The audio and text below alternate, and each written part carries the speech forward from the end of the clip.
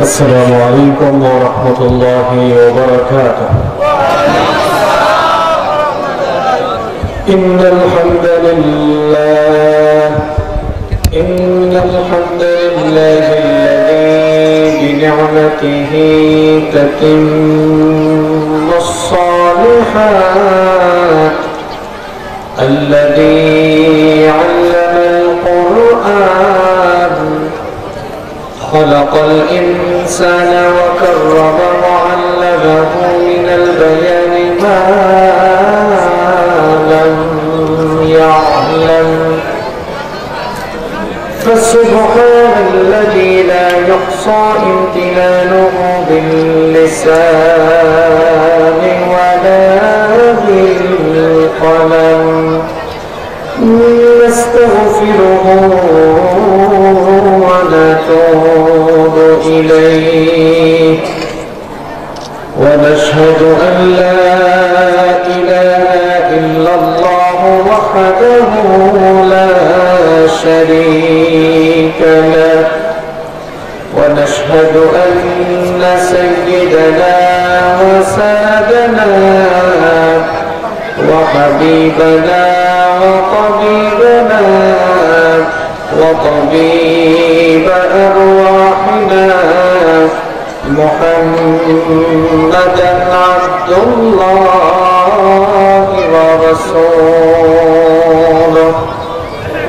أرسله بالحق بشيرا ونذيرا، وداعيا إلى الله بإذنه وسراجا وقمرا منيرا.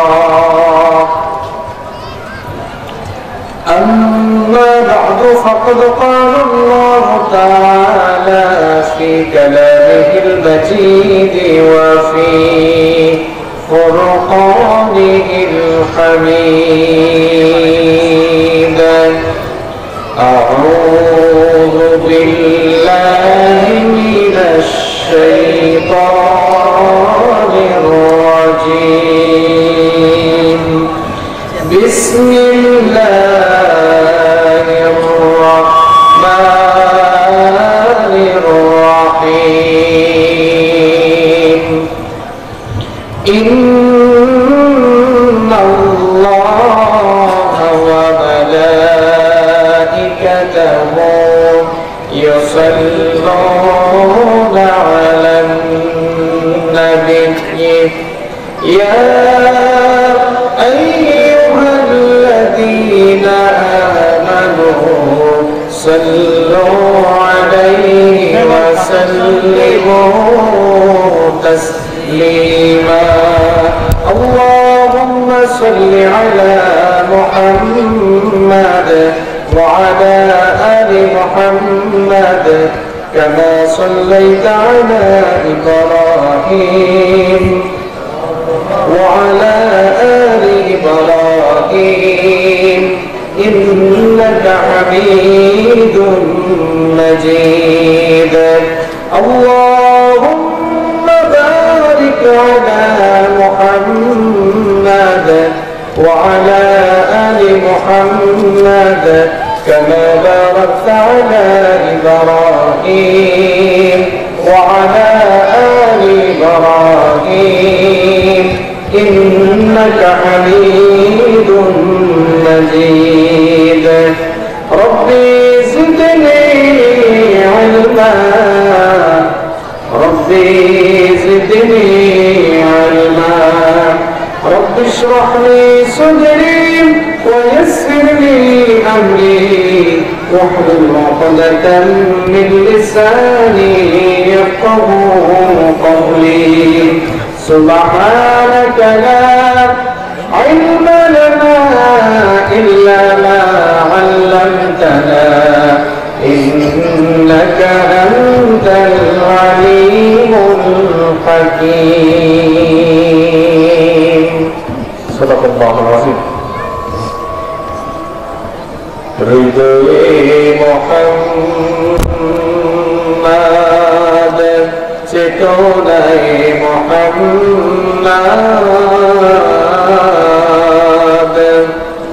জীবনে মুহাম্মদ, মরণে মুহাম্মদ, হৃদয়ে মুহাম্মদ, স্মৃতিতে তায়েফ আবার, প্রেরণায় মুহাম্মদ, জীবনে মুহাম্মদ, মরণে মুহাম্মদ, হৃদয়ে মুহাম্মদ। কত ব্যথা কত জ্বালা সয়েছ যে তুমি, তোমারই খুনে লাল তায়েফের ভূমি। ফেরেশতা এসে চায় শাস্তির হুকুম, লৌহ মাখা মুহাম্মদ প্রাণেতে হাসরাত। হে আল্লাহ দয়া করো এ তায়েফবাসী, ওরা চিনেনি তো আমি যে মুহাম্মদ, হৃদয়ে মুহাম্মদ।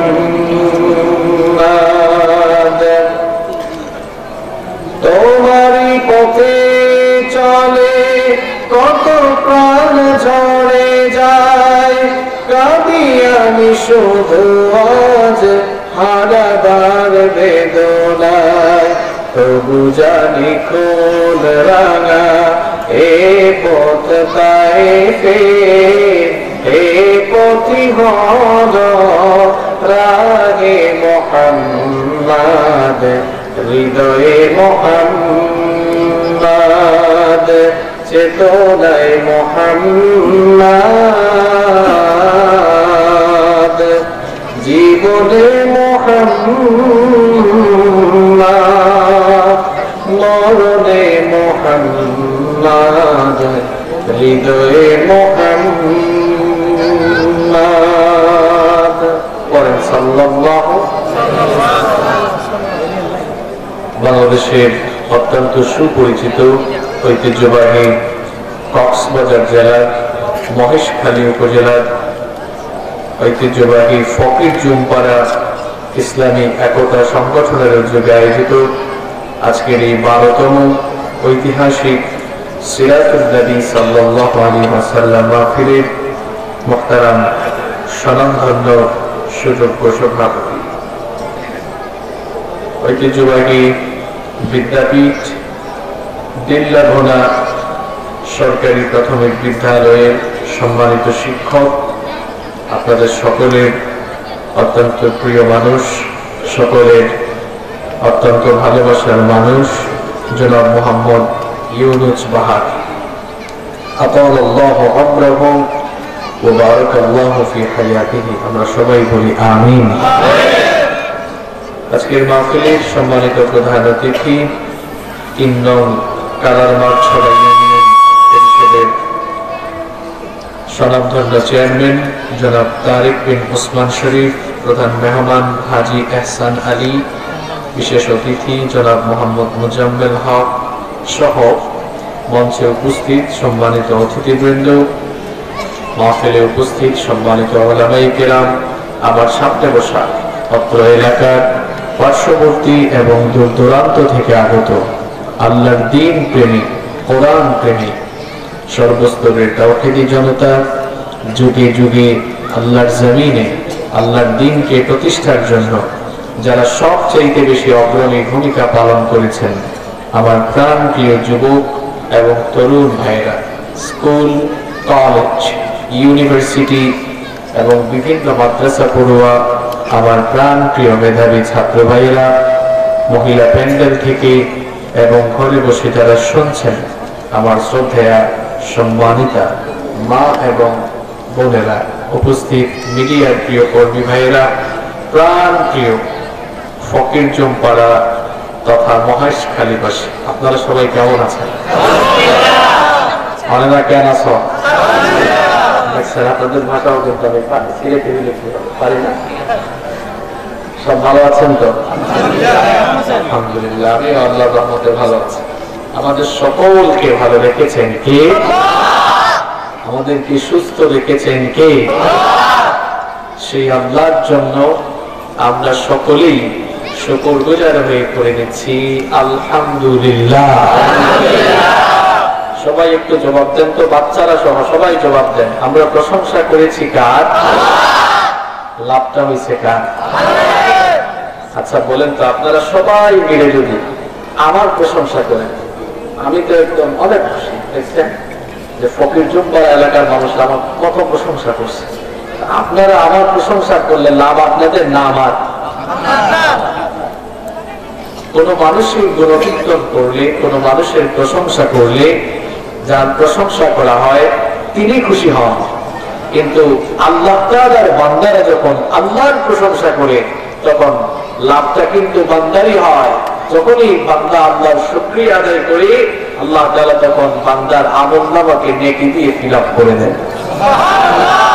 এত আস্তে সুবহানাল্লাহ বললেন। মহেশখালীর মানুষের আওয়াজ তো একটু বড় হওয়ার কথা, কারণ গোটা বাংলাদেশের সকলেই জানে এই মহেশখালী তথা দক্ষিণ চট্টলার মাটি ইসলামের ঘাঁটি। এখন আওয়াজ হয়েছে মহেশখালীর। আল্লাহ কবুল করেন। এই মহেশখালীর মানুষেরা আল্লাহর দ্বীনের জন্য নিজেদেরকে উজাড় করে দিতে জানে। মহেশখালীর লোকেরা নিজেদের জীবনকে আল্লাহর দ্বীনের জন্য বাজি রাখতে জানে, ঠিক কি না? আমরা যেন আমৃত্যু আল্লাহর দ্বীনের পথে অবিচল থাকতে পারি, আল্লাহ আমাদেরকে কবুল করে না। আজকে মাহফিলে আসার পরেই একটি সুন্দর চিত্র দেখলাম, আলহামদুলিল্লাহ। চিত্রটি হলো এই, কেন তো মাদ্রাসার নাম নেই। এই যে একটা মাদ্রাসার ছেলে, হিফজ মাদ্রাসার একটি ছেলে হিফজ শেষ করলো, আর আপনারা তাকে কি সম্মান দিলেন, সুবহানাল্লাহ। এই যে ছোট ছোট ছেলেরা যারা আছে, আপনারা তো তাদের মনের খবর জানেন না। আচ্ছা বাচ্চারা জবাব দাও তো, এই যে ছেলেটা একটু আগে পাগড়ি পেল, ক্রেস্ট পেল, তোমরাও হাফেজ হয়ে এরকম ক্রেস্ট আর পাগড়ি পাওয়ার জন্য মনে একটা জ্বালা মারছে কিনা? বাচ্চারা বলো, মারছে কিনা? দেখছেন, একটা কাজ করে বাচ্চাদের ভেতরে আপনারা আগ্রহ তৈরি করে দিয়েছেন। বিশ্বাস করেন, এইরকম যদি আমরা আমাদের দেশের হাফেজদেরকে সম্মান দিতে পারতাম, তাহলে প্রত্যেকেই দ্বীনি শিক্ষা গ্রহণের জন্য আরো বেশি উদ্বুদ্ধ হতো। দ্বীনি শিক্ষা অর্জন করা সবার জন্য ফরজ নাকি নফল? সবাই বলেন ফরজ না নফল? দুঃখজনক হলেও সত্য, আমরা দ্বীনি শিক্ষায় শিক্ষিত লোকদেরকে মূল্যায়ন করতে জানি না। বরং যারা দ্বীনি জ্ঞান পৃথিবীতে ছড়িয়ে দেয়, কোরআনের অমীয় বাণী যারা ছড়িয়ে দেয়, আমরা সুযোগ পাইলে তাদেরকে জেলখানার ভেতরে ভরে রাখার জন্য আমরা এইরকম কায়দা কানুন করে বসে থাকি। যেই সমাজে, যেই দেশে কোরআনের খাদেমদেরকে জুলুম করা হবে, ওই সমাজে, ওই দেশে আল্লাহর তরফ থেকে শান্তি রহমত আসে না। কোরআনওয়ালা লোকদেরকে মূল্যায়ন করতে শিখুন। এই পৃথিবীটা টিকে আছে এই কোরআনওয়ালা লোকদের চোখের পানির কারণে। ততদিন পর্যন্ত কিয়ামত হবে না যতদিন না এই জমিনে আল্লাহ আল্লাহ জিকির করার মতো লোক অবশিষ্ট থাকে। এই হাফেজি মাদ্রাসার ছেলেরা সবার আগে ঘুম থেকে উঠে, ফজরের আগে তাদের উস্তাদরা ঘুম থেকে উঠায়, উঠায় সবগুলাকে কোরআন তেলাওয়াতে বসায়। এরপরে এরা তাহাজ্জুদের নামাজ পড়ে, আপনি তখন ঘুমান। আর এদের উস্তাদরা, দেশের বড় বড় উলামায়ে কেরাম, কোরআন বলা লোকেরা শেষ রাতে উঠে চোখের পানি ছেড়ে দেয়। এদের চোখের পানির কারণে, এদের দিকে আত্মারের কারণে এখনো গোটা পৃথিবী টিকে আছে, আর আমরা রিজিক পাচ্ছি, ঠিক কি না? এই মানুষগুলোকে মূল্যায়ন করতে শিখেন। আলহামদুলিল্লাহ এই পরিবেশ আপনাদের এলাকায় আছে, তবে আরো মূল্যায়ন বাড়াতে হবে। আরো মূল্যায়ন বাড়াতে, যত বেশি মূল্যায়ন বাড়াবো। দেখেন না, ওই যে দুবাইতে প্রত্যেক বছর ইন্টারন্যাশনাল হিপস কম্পিটিশন হয় না? দেখছেন কত টাকা দেয়? টাকা দিয়ে তো আপনি এদেরকে মূল্যায়ন করতে পারবেন না, কিন্তু এই যে সম্মান আপনি দিলেন, এতে করে দ্বীনি শিক্ষা বা হাফেজ হওয়ার জন্য অন্যান্য ছেলেদের আগ্রহ বাড়বে না কমবে? এই ধারাবাহিকতা আপনারা সব সময় রক্ষা করবেন, পারবেন তো ইনশাআল্লাহ? এবছর একজন হয়েছে, আমরা আশাবাদী আগামী বছর 10 জন হয়ে যাবে ইনশাআল্লাহ। আল্লাহ যেন এই মাদ্রাসাকে কবুল করে নেন। এই মাদ্রাসার সাথে আপনারা যারা সম্পৃক্ত সকলকে যেন আল্লাহ তাআলা কবুল করেন, আমরা সবাই বলি আমিন। আজকের মাহফিলের চিত্র আমার কাছে টোটালি ভিন্ন রকম। আমার মন খারাপ না, বরং মন অনেক খুশি। বলবেন কেন? আমরা প্রত্যেকদিন হাজার হাজার মানুষ পাই, আর এখন এমন মানুষ পাইছি যে সকল বয়সের মানুষ মিক্স পাইছি। এজন্য আজকে সেই রকম একটি আলোচনাও হবে ইনশাআল্লাহ। আমার কাছে কোয়ান্টিটির চেয়ে কোয়ালিটি হচ্ছে বেশি গুরুত্বপূর্ণ। বুঝেন নাই কথা?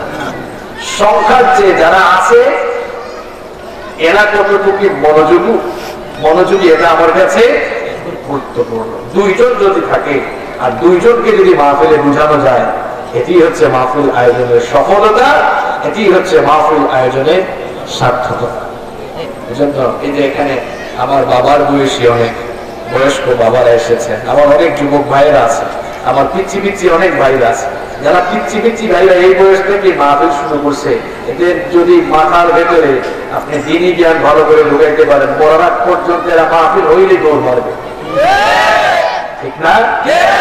এটা এদেরকে তৈরি করার বয়স। এজন্য এদেরকে নেগলেক্ট করলে আমাদের চলবে না।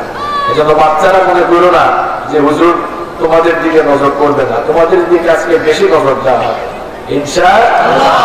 চলুন আমরা কোরআনের মাহফিলে এসেছি, কোরআন থেকেই কথা শুরু করে দিই।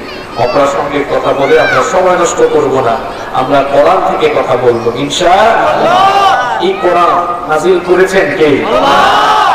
আল্লাহু আকবার। এটি পৃথিবীর কোন মানুষের লেখা কিতাব নয়, এটি যার পক্ষ থেকে নাযিল হয়েছে তিনি কে? আল্লাহ। তাবারাকাল্লাযী নাযালাল ফুরকানা আলা আবদিহি লিয়াকুনা লিল আলামিনা নাযীরা। আল্লাহ তাআলা বলছেন বরকতময় সেই সত্তা, তিনি কে? আল্লাহ। তিনি কে? আল্লাহ। তিনি এই কিতাব নাযিল করেছেন তার বান্দার কাছে, অর্থাৎ রাসূলের কাছে। কেন? লিয়াকুনা লিল আলামিনা নাযীরা, যেন বিশ্ববাসীকে তিনি এই কোরআন দিয়ে সতর্ক করে দিতে পারেন। কারণ পৃথিবীতে আসার পর আমরা যারাই এখানে জীবন যাপন করছি, 2টা গন্তব্যকে সামনে রেখে সবাই পৃথিবীতে জীবন যাপন করছে। একটা পথ জান্নাতের, আরেকটা পথ জাহান্নামের। এই কোরআন দিয়ে যেন আল্লাহর নবী মানুষকে সতর্ক করে দেন, জাহান্নামের পথে যেও না। কোরআনের পথ নাজাতের পথ, কোরআনের পথ জান্নাতের পথ। সুবহানাল্লাহ। এই কোরআনের পথ ধরে আপনি হাঁটা আরম্ভ করলে আল্লাহর জান্নাত পর্যন্ত পৌঁছা সম্ভব হবে ইনশাআল্লাহ। আজকের এই মাহফিল তো সিরাতুন নবী মাহফিল। এজন্য চলুন আমরা আজকে সেই নবীজির ব্যাপারে কিছু কথা জানি, যার উপরে এই কোরআন নাযিল হয়েছে। আমরা আজকে নবীজির জীবনী থেকে কিছু কথা জানার চেষ্টা করব ইনশাআল্লাহ। খুব সুন্দর একটি লাইন এই লিফলেটে লেখা হয়েছে, জীবনের সর্বক্ষেত্রে হযরত মুহাম্মদ সাল্লাল্লাহু আলাইহি ওয়াসাল্লামের আদর্শ বাস্তবায়নের লক্ষ্যে এই মাহফিল আপনারা আয়োজন করেছেন। আলহামদুলিল্লাহ। আমার নবীজির আদর্শ যদি কারো ভেতরে না থাকে, সেই মানুষ কখনো সঠিক রাস্তার দিশা খুঁজে পাবে না। আর আমার নবীর আদর্শ বাস্তবায়ন করতে হলে আমার নবীর ক্যারেক্টার সম্পর্কে জানতে হবে, আমার নবীর ডিগনিটি, তার মর্যাদা সম্পর্কে জানতে হবে। আজকে তো আমাদের সময় সংক্ষিপ্ত। আজ এই সংক্ষিপ্ত সময়ে আপনাদেরকে 10টি পয়েন্ট আমি মুখস্থ করায় যাব ইনশাআল্লাহ। আমাদের দেশে অনেক ওয়াজ হয়, তাফসীর হয়, এসে কিছুক্ষণ বুঝেন তো রক্ত গরম করা বক্তব্য, শ্রোতারও বক্তব্য দিয়ে গেল, প্যান্ডেলের বাইরে গেছে, ঠিক না? আসলে আমি মনে করি, ইটস মাই পার্সোনাল অপিনিয়ন, এটা আমার ব্যক্তিগত অভিমত, যে মাহফিল গুলোকে আমাদের উচিত বাচ্চা থেকে নিয়ে বুড়া বাবা পর্যন্ত সকল বয়সের মানুষের ক্লাসরুম বানানো উচিত, যেন এরা এখান থেকে কিছু শিখে যেতে পারে। আমি কিছুদিন আগে বদরখালীতে আসছিলাম, আপনারা অনেকে গিয়েছেন, ওখানে জান্নাত জাহান্নাম নিয়ে আলোচনা হয়েছে। গতকাল আমি মহেশখালীতে, ইরানি এলাকার নামটা আমার মনে আসতেছে, ছোট না বড় ছোট না, আচ্ছা ওখানে শিখাই আসছে। এই যে আপনি যদি একটা পয়েন্ট শিখে যেতে পারেন, আপনার আসা যাওয়াটা সার্থক ইনশাআল্লাহ। এখানে তো হাফেজরা আছো, বাচ্চারা তাকাও, তোমরা কোরআন মুখস্থ করতে পারো, সুতরাং কোরআনের পৃষ্ঠাগুলো মুখস্থ করে ফেলতে পারো, লাইন মুখস্থ করতে পারো। আমি যদি তোমাদেরকে নবীজির ব্যাপারে 10টা পয়েন্ট আজকে দিয়ে দিই পড়া, এই 10টা পয়েন্ট সবাই মুখস্থ করতে পারবো না? কারা কারা পারবা না হাত তোলো তো, দেখছেন সবাই পারবে ইনশাআল্লাহ। আর বাবারা ভাইয়েরা আমরাও পারবো ইনশাআল্লাহ। আমরা আজ কোন বিষয় নিয়ে কথা বলবো? আমরা আজ আমাদের নবীজিকে আল্লাহ তাআলা যে স্পেশালিটি দিয়েছেন, সেই সকল স্পেশালিটি গুলো থেকে নবীজি 10টি স্পেশালিটি জানেন। কয়টি? 10টি স্পেশালিটি। মানে কি? নবীজির বিশেষ বিশেষ কিছু মর্যাদা, এমন কিছু মর্যাদা যেই মর্যাদাগুলো আল্লাহ তাআলা পৃথিবীর প্রথম মানুষ এবং প্রথম নবী আদম আলাইহিস সালাম থেকে নিয়ে আমার নবীর আগের সিরিয়ালের যে নবী ঈসা আলাইহিস সালাম পর্যন্ত পৃথিবীর কোন নবীকে আল্লাহ তাআলা এই গুণাবলী, এই মর্যাদা দেন নাই। সুবহানাল্লাহ। কয়টা পয়েন্ট বলবো? এই 10টা জিনিস, আরো তো অনেক আছে, আমরা 10টাই বলবো সংক্ষিপ্ত সময়। এই 10টা জিনিস অন্য কোন নবীকে দেওয়া হয়েছে? আরো আসতে বলেন, এই 10টা জিনিস অন্য কোন নবীকে দেওয়া হয়েছে? আমাদের নবীকে দেওয়া হয়েছে। চলো 10টা পয়েন্ট আজকে মুখস্থ করে ফেলবো, বলেন ইনশাআল্লাহ। 1 নাম্বার। কয় নাম্বার? 1 নাম্বার। বাচ্চারাও থাকা 1 নাম্বার পয়েন্ট চলে যাচ্ছে। পৃথিবীতে আল্লাহ তাআলা মানুষের হেদায়েতের জন্য যত নবী এবং রাসূল পাঠিয়েছেন, সকল নবীদেরকে আল্লাহ তাআলা আঞ্চলিক নবী বানিয়েছেন। আর আমাদের নবীর বিশেষ মর্যাদা হলো আল্লাহ তাআলা আমাদের নবীকে কোন অঞ্চলের আঞ্চলিক নবী না বানিয়ে গোটা পৃথিবীর সমগ্র মানবতার জন্য বিশ্ব নবী বানিয়েছেন। সুবহানাল্লাহ। আজকে একটু একাডেমিক স্টাইলে কথা বলি, যেহেতু বিভিন্ন বয়সের মানুষ, রাগ করবেন না তো আপনারা? মনে করেন এই এলাকার নাম ফকির জুম পাড়া, পাশের গ্রামের নাম বলেন অফিস পাড়া। পৃথিবীতে আগে, আমাদের নবী আসার আগে বিভিন্ন সময় আল্লাহ তাআলা গ্রামে গ্রামেও নবী পাঠিয়েছেন, দেশে দেশে নবী পাঠিয়েছেন। একই সময়ে একাধিক নবী। কেমনে? যেমন আপনারা দেখেন, ইউসুফ আলাইহিস সালামের বাবার নাম কি বলেন তো? মাশাআল্লাহ, জানেন আপনারা? ইয়াকুব আলাইহিস সালাম, তিনি নবী ছিলেন। তার ছেলে ইয়াকুব আলাইহিস সালাম, তিনিও দেখছেন একই সময়ে দুজন নবী। দুইজনকে আল্লাহ দুই জায়গার নবী বলে না। ইয়াকুব আলাইহিস সালাম কেনানের নবী, ইউসুফ আলাইহিস সালাম মিশরের।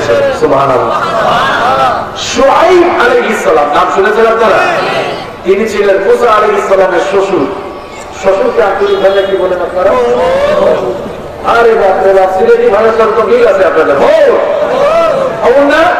আমরাও হৌর বলি। যাই হোক, মাখরাজের কিছু ভিন্নতা আছে। দেখেন শুআইব আলাইহিস সালাম হচ্ছে মুসা আলাইহিস সালামের ওর। ওইটা আমার কাছে আমি একটু শিখে যাই। ওর মা শ্বশুর, তিনিও নবী। মুসা আলাইহিস সালাম তিনিও নবী। শুআইব আলাইহিস সালাম মাদিয়ানবাসীদের নবী, আর মুসা আলাইহিস সালাম বনি ইসরাঈলের নবী। সুবহানাল্লাহ। আমার তার আপন ভাই হারুন আলাইহিস সালাম তিনিও নবী। ইতিপূর্বে এলাকায় এলাকায় নবী বানানো হয়েছে, যে আপনি ওই এলাকার নবী, তিনি ওই এলাকার নবী। আবার বংশভিত্তিক নবীও ছিল, যে আপনি এই বংশের নবী আর তিনি অমুক বংশের নবী। আসলে বলা হয় পৃথিবীতে 1,24,000, মতান্তরে 2,24,000 নবী রাসূল এসেছে। এর কোনো অথেন্টিসিটি নাই। কত লক্ষ নবী রাসূল যে আল্লাহ পাঠিয়েছেন, আল্লাহ ছাড়া কেউ ভালো জানে না। কারণ কোরআন সুন্নাহ রিসার্চ করে জানা যায় যে এট এ টাইম বিভিন্ন এলাকায় আল্লাহ নবী পাঠিয়েছেন।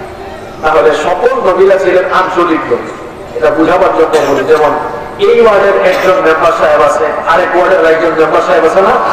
ধরেন ওই রকম এলাকা ভিত্তিক, দেশ ভিত্তিক নবী ছিল। কিন্তু আপনারা সবাই জবাব দেন, তো আমাদের নবীকে কি আল্লাহ তাআলা কোন গ্রামের, কোন এলাকার কিংবা কোন দেশের নবী বানিয়েছেন? আল্লাহর নবী যেই বংশে জন্মগ্রহণ করেছেন, সেই বংশের নাম কি? সবাই বলেন। বাচ্চারা শিখে যাও, আমাদের নবী যেই বংশে জন্ম নিয়েছেন বংশটার নাম কি? কুরাইশ বংশ। আমাদের নবী তিনি কি কুরাইশ বংশের নবী? আচ্ছা, কুরাইশ এই বংশ বা এই পুত্র সৌদি আরবের যে এলাকায় থাকতো ওই এলাকার নাম কি? মক্কা। এলাকার নাম কি? আমার নবী কি মক্কার নবী? হিজরত করে গেলেন মদিনায়, তিনি কি মদিনার নবী? সৌদি আরবের নবী? মুসলমানদের দেশের নবী? এশিয়া মহাদেশের নবী? দেখো বাচ্চারাও শিখে যাও, দুনিয়ার সমস্ত নবীরা ছিলেন এলাকা, পুত্র, বংশ, অঞ্চলের নবী। কিন্তু আমার আপনার নবীকে রব্বুল আলামিন কেমন এক মর্যাদা দিয়েছেন, আমার আপনার নবীকে রব্বুল আলামিন এই পৃথিবীর তামাম বিশ্বের সমগ্র মানবতার জন্য বিশ্ব নবী বানিয়েছেন রব্বুল আলামিন। কোরআনুল কারীমের 4 নম্বর সূরা সূরাতুন নিসা এর 79 নম্বর আয়াতের মধ্যে বললেন, وَأَرْسَلْنَاكَ لِلنَّاسِ رَسُولًا وَكَفَى بِاللَّهِ شَهِيدًا। রব্বুল আলামিন বলছেন, আমার নবী অন্যান্য সকল নবীদেরকে আমি অঞ্চলের নবী, পুত্রের নবী, বংশের নবী, এলাকা ভিত্তিক আঞ্চলিক নবী বানিয়েছি, কিন্তু আমি আপনাকে লিন্নাস তামাম দুনিয়ার সমগ্র মানবতার জন্য নবী বানিয়ে প্রেরণ করেছি। তাহলে সংক্ষেপে এই পয়েন্টটা মুখস্থ করে ফেলেন, সকল নবী কি নবী? এত আসতে বললে হবে না, যাতে আপনাদের জোরে সুরে আওয়াজ হলে বাচ্চাদের মুখস্থ হবে, আপনাদের বাচ্চাগুলো শিখুক। আপনারা চান না? বলেন সকল নবী কি নবী? আরো জোরে বলেন কি নবী? আমাদের নবী কি নবী? আন্তর্জাতিক নবী, বিশ্ব নবী। সুবহানাল্লাহ। কয় নম্বর পয়েন্ট গেল? এটা কি মনে থাকবে সবার? মুখস্থ থাকবে তো? বলেন ইনশাআল্লাহ। নাম্বার 2, 2 নম্বর হচ্ছে আল্লাহ তাআলা তার নবীকে গোটা পৃথিবীর সমস্ত মানুষের নেতা বানিয়েছে। সুবহানাল্লাহ বলতে মন চায় না? মেম্বার সাহেব না আপনাদের? কোন দিকে? মেম্বার সাহেব, মাশাআল্লাহ। মেম্বার সাহেবের চেহারা সুরত দেখছেন? নবীজির আদর্শের একটা নমুনা আছে না? দাড়ি আছে, টুপি আছে। আল্লাহ তো ভুল করেন, বলেন আমিন। এইরকম লেবাসের মানুষগুলোকেই তো নেতা বানানো উচিত, ঠিক কিনা? আমি একটা উদাহরণ দিচ্ছি এখানে, ভুল বুঝবেন। মেম্বার সাহেব এই ওয়ার্ডের একজন নেতা, এই ওয়ার্ডের একজন সরকারের, স্থানীয় সরকারের একজন প্রতিনিধি। বুঝতে পেরেছেন আপনারা? এই ইউনিয়নে কয়টা ওয়ার্ড আছে? 9টা ওয়ার্ডের 9 জন কি আছে? 9 জন প্রতিনিধি আছেন।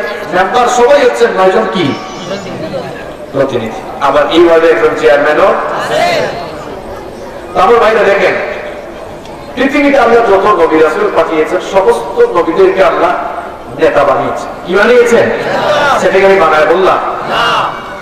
কোরআনুল কারীমের 21 নম্বর সূরা সূরাতুল আম্বিয়া এর 73 নম্বর আয়াতে রব্বুল আলামিন বলছেন, ওয়াজআলনাহুম আইম্মাতান ইয়াহদুনা বিআমরিনা ওয়া আওহাইনা ইলাইহিম ফি'লাল খায়রাত। আল্লাহ তাআলা বলছেন ওয়াজআলনাহুম আইম্মা, এভাবে করে আমি নবী রাসূলদেরকে আইম্মা নেতা বানিয়েছি। ইমাম এর বহুবচন হচ্ছে আইম্মা, নেতা বানিয়েছে। নবীদেরকে নেতা বললে অলিকায়িত ভাবে আশ্চর্য, মেম্বার সাহেব নেতা, নবীও নেতা, এটা কি হইল নাকি? নবীজির মর্যাদা তো সবাই। আমাদের মেম্বার সাহেব বলেন আর দুনিয়ার সকল নেতা বলেন সবাই সাধারণ নেতা। তিনি কি সাধারণ নেতা? আর নবীজি হচ্ছেন নবী রাসূলগণকে আল্লাহ তাআলা সাধারণ কোন নেতা বানান নাই। পৃথিবীর সমস্ত মানুষ, সমস্ত নেতারা নিজেদের মন মস্তিষ্ক প্রসূত কথা বলেন, আর নবীগণ হচ্ছেন এমন নেতা তাদের জবান দিয়ে আল্লাহ তাআলা তার নিজের কথাগুলো বের করেন। এত আস্তে সুবহানাল্লাহ বললেন। পৃথিবীর সমস্ত নবীদেরকে আল্লাহ কি বানিয়েছেন? সকল নবীর আঞ্চলিক নেতা, যাকে যে অঞ্চলের নবী বানানো হয়েছে তিনি ওই অঞ্চলে, কিন্তু আমি আমার নবীর মর্যাদার ব্যাপারে কথা বলছি। আমার নবীকে আল্লাহ তাআলা কোন ইউনিয়নের, উপজেলার, কোন দেশের, কোন উপমহাদেশের নেতা বানান নাই। আল্লাহ তাআলা আমার নবীকে সাইয়্যিদুল আলামিন, গোটা বিশ্ব জগতের নেতা বানিয়ে দিয়েছেন। এমনকি আদম নবী থেকে ঈসা নবী, যত নবী এসেছেন সমস্ত নবীদের ইমাম আল্লাহ তার নবীকে বানিয়েছেন। সুবহানাল্লাহ। তাহলে সুবহানাল্লাহ বললে তো হবে না, ইমামকে আপনি বানাইছে, এর প্রমাণও তো দেওয়া লাগবে। আপনারা সবাই জানেন মেরাজের রজনীতে রাসূল কারীম সাল্লাল্লাহু আলাইহি ওয়াসাল্লাম যখন মসজিদে হারাম থেকে মসজিদে আকসা পর্যন্ত গেলেন, মসজিদে আকসা পর্যন্ত যাওয়ার পর সেখানে আল্লাহ তাআলা তার নবীর সম্মানের সমস্ত নবীদেরকে কি করলেন? একত্রিত করলেন। সেখানে সমস্ত নবীদের উপস্থিতিতে নামাজও হলো, নামাজ অনুষ্ঠিত হলো। সেই নামাজে যিনি ইমামতি করেছিলেন তিনি হচ্ছেন মুহাম্মদুর রাসূলুল্লাহ। আমার নবীকে সব নবীদের ইমাম বানা। ওই জায়গায় ওই মজলিসে কি আদম আলাইহিস সালাম ছিলেন না? কিন্তু তাকে কি ইমাম বানানো হয়েছে? আচ্ছা, প্রধান অতিথি কি আগে আসে না শেষে আসে? শেষই আছে। আমার নবী হচ্ছেন এই বিশ্ব সভার প্রধান অতিথি। সুবহানাল্লাহ। এসেছেন পরে, কিন্তু মর্যাদা সবার সবার। এভাবে আল্লাহ তাআলা সমস্ত নবীদের সামনে পাঠাইয়া ইমাম বানাইয়া আল্লাহ তাআলা আমার নবীকে সমস্ত নবীদের ইমাম, নবীদেরও নেতা বানিয়ে দিয়েছেন। সুবহানাল্লাহ। তাহলে আমার নবীর 2 নম্বর বৈশিষ্ট্য আমরা পেলাম, নবীজি হচ্ছেন বিশ্ব নেতা। নবীজি হচ্ছেন কি? হাবিজাবি নেতাদের পেছনে যুবক ভাইরা ঘোরাঘুরি করে কোনো লাভ নাই। নবীজি তো পৃথিবী থেকে অবাক হয়েছে, তার তিনি চলে গিয়েছেন, কিন্তু নবীজির নেতৃত্ব অনুসরণ করে যারা নবীর আদর্শ জমিনে কায়েম করতে চায় সেই সকল নেতাদের অনুসরণ আর অনুকরণ করা লাগবে। যাদের মধ্যে আল্লাহর নবীর সুন্নাত নাই, যারা আল্লাহর নবীর আদর্শকে জমিনে বাস্তবায়ন করতে চায় না, আল্লাহর জমিনে যারা আল্লাহর কোরআনের রাজ কায়েম করতে চায় না, তাদের পেছনে ঘোরার কোনো দরকার নাই। আর যারা নবীর আদর্শকে নিজেদের মধ্যে লালন করে আল্লাহর জমিনে আল্লাহর দ্বীন কায়েম করতে চায়, যারা আল্লাহর জমিনে আল্লাহর কোরআনের রাজ কায়েম করতে চায়, আমরা যতদিন বাঁচবো তাদের সঙ্গে থাকবো ইনশাআল্লাহ। আমরা কবুল করেন। তাহলে আমার নবীজির 2 নম্বর বৈশিষ্ট্য মনে থাকবে কি? বাচ্চারা তোমাদের মনে থাকবে? নবীজি কি নেতা বলো তো? বাচ্চারা বলো কি নেতা? মনে থাকবে তো সবার?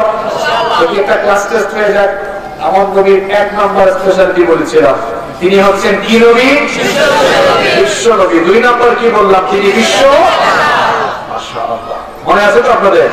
কি আমানুল্লাহ ভাই, আপনার মনে আছে তো? কয়েকদিন পরে তো চলে যাবেন, আপনি মুখস্থ করে যাওয়া লাগবে। আমাদের আমানুল্লাহ ভাই কয়েকদিন পরে দেশের বাইরে যাবেন, আপনারা দোয়া করবেন আল্লাহ যেন ওনাকে কবুল করে, হেফাজতের জন্য আল্লাহ নিয়ে যায়।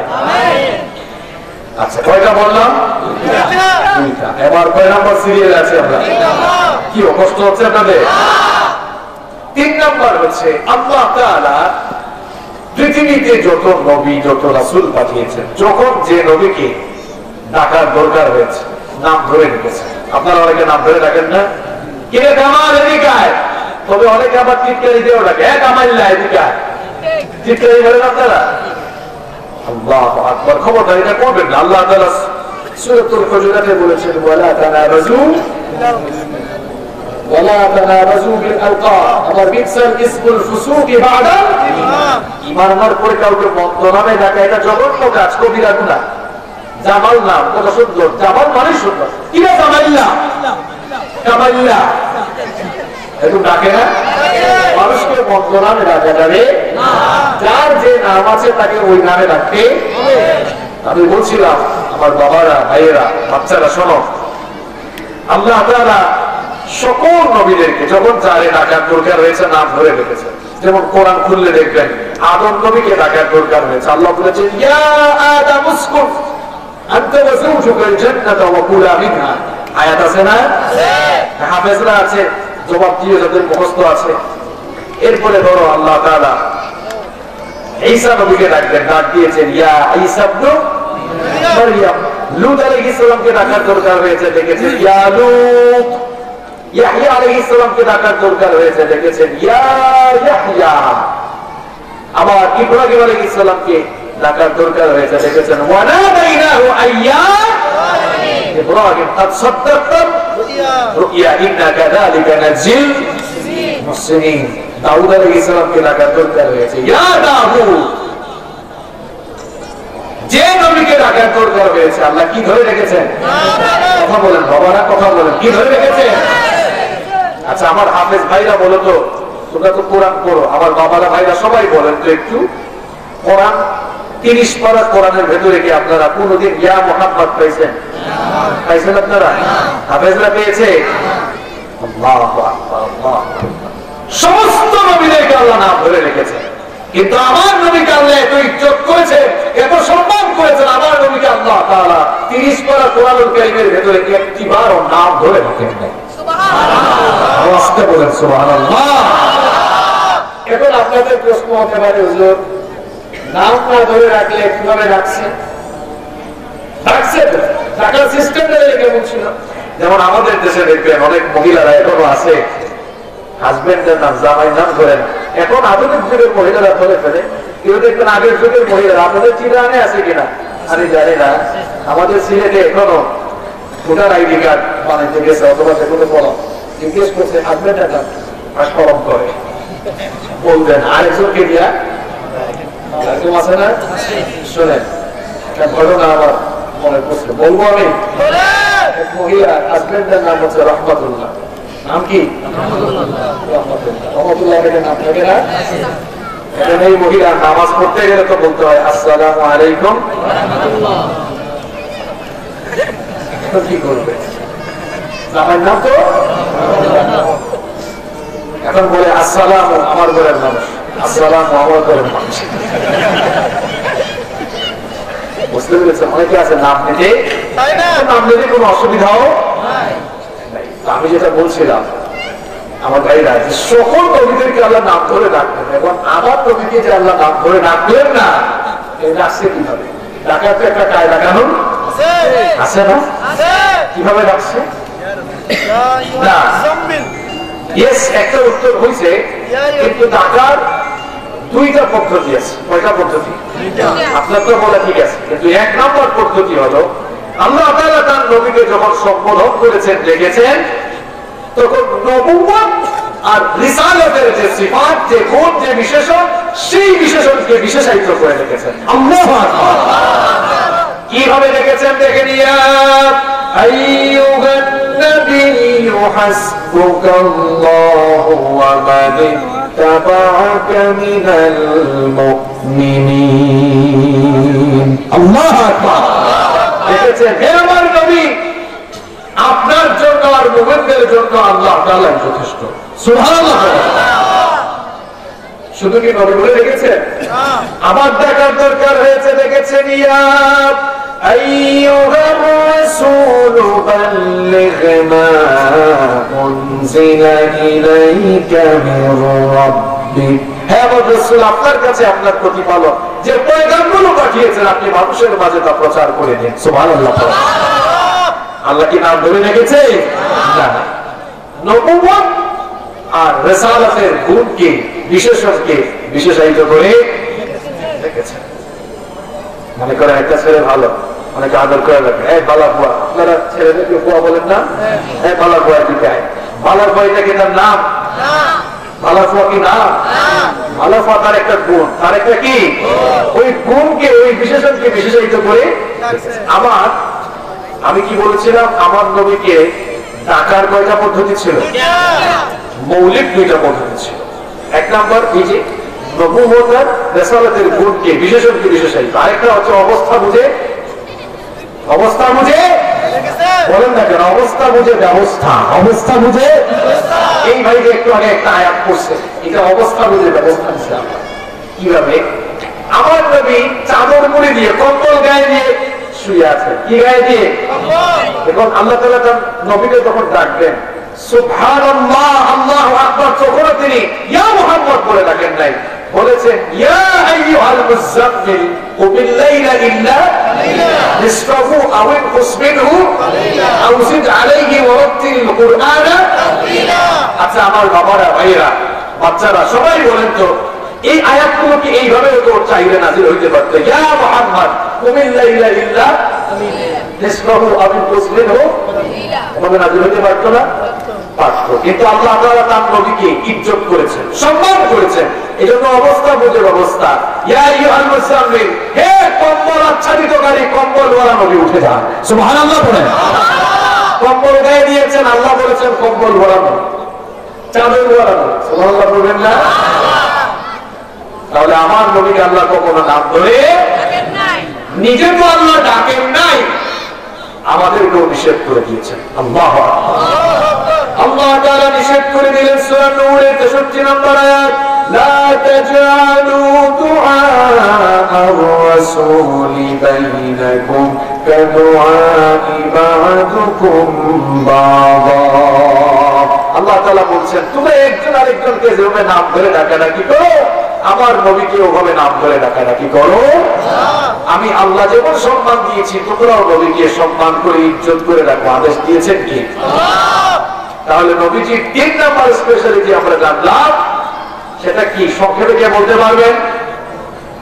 বলেন, আপনি আপনার ভাষায় বলেন, কোনো অসুবিধা নেই। নবীজিকে আল্লাহ নাম ধরে, নবীজিকে আল্লাহ নাম ধরে মনে থাকবে, আমার আপনার থাকবে তো আপনাদের? কয়টা বসি বলেন তো?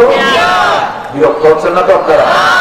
যেমন পরিবেশ তেমন ভাবে কথা বলা দরকার আছে। বাচ্চারাও আছে, বাচ্চারা শিখতেছ তো? কয়টা বলছি বলুন না? কয়টা? 10টা থেকে যদি তোমরা 5টা মনে রাখতে পারো আলহামদুলিল্লাহ। কয়টা বলছি? কি বলতেছি আমরা? এই 3টা 4টা নবীজির স্পেশালিটি, বিশেষত্ব। কার বিশেষত্ব? কার বিশেষত্ব?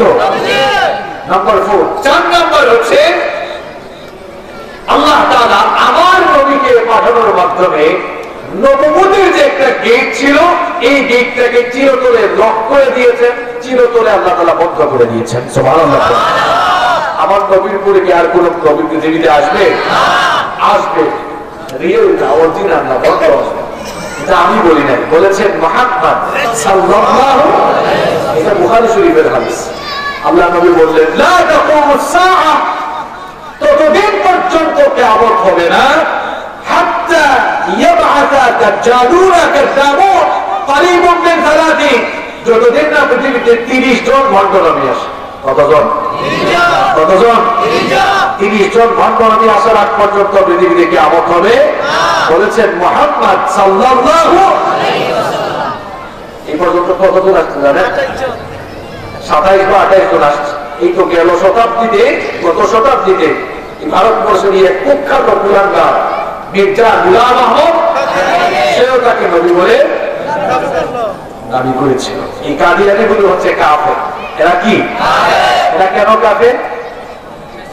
বাচ্চারাও মুখস্থ করে ফেল। কাদিয়ানিরা কাফের কেন? কারণ এরা আমাদের নবীজিকে শেষ নবী, এরা কোরআনের 2টা শব্দ মানে না। কয়টা শব্দ? মা কানা মুহাম্মাদুন আবা আহাদিন মিন রিজালিকুম ওয়ালাকিন রাসূলুল্লাহি ওয়া খাতামান নবিয়্যিন। কয়টা শব্দ? এই 2টা শব্দ মানে না বলে এই কাদিয়ানিগুলো, কারণ এরা নবীজিকে শেষ নবী, নবীজিকে যদি কেউ শেষ নবী না মানে এরা কি ঈমানদার না কাফের? যারা কাফের বলবে না এরাও। আমাদের দেশের উপস্থিতদের মধ্যে অনেক ঠেলাঠেলি থাকলো, আলহামদুলিল্লাহ এই লাইনে আবার সবাই একমত। সুতরাং এই কাদিয়ানিগুলো বাংলাদেশে থাকলেও এরা সংখ্যালঘুদের মতো বসবাস করুক, নাগরিক সুবিধা নিয়ে বসবাস করুক, এতে আমাদের আপত্তি, কিন্তু মুসলিম পরিচয় দিয়ে এরা কাউকে ঢোকা দিতে পারবে। এই জন্য সরকারকে আমরা বলবো অবশ্যই কাদিয়ানীদেরকে রাষ্ট্রীয়ভাবে অমুসলিম ঘোষণা করতে হবে। এ ব্যাপারে কারো সঙ্গে কোনো আপোষ নাই।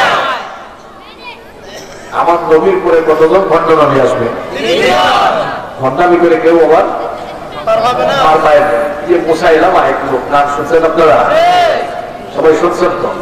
সবাই বলেন লোকটার নাম কি? নাম কি? লোকটাকে ভালো মানুষ? কাদ্দাব, সে মিথ্যাবাদী। মুসাইলামা এই শয়তানটা তাকে নবী বলা দাবি করলো। কি বলা দাবি করলো? লোকজন মুসাইলামার কাছে গিয়ে বলল, আচ্ছা মুসাইলামা, তুমি যে তোমাকে নবী বলে দাবি করেছো, তো নবী হলে তো তোমার কাছে ওহী আসতো, জিবরিল আসতো তোমার কাছে ওহী নিয়ে। তো তোমার সাথে কি জিবরিলের দেখা সাক্ষাৎ হয় না? তোমার উপরে কি কোনো সূরা বা আয়াত নাযিল হয় না?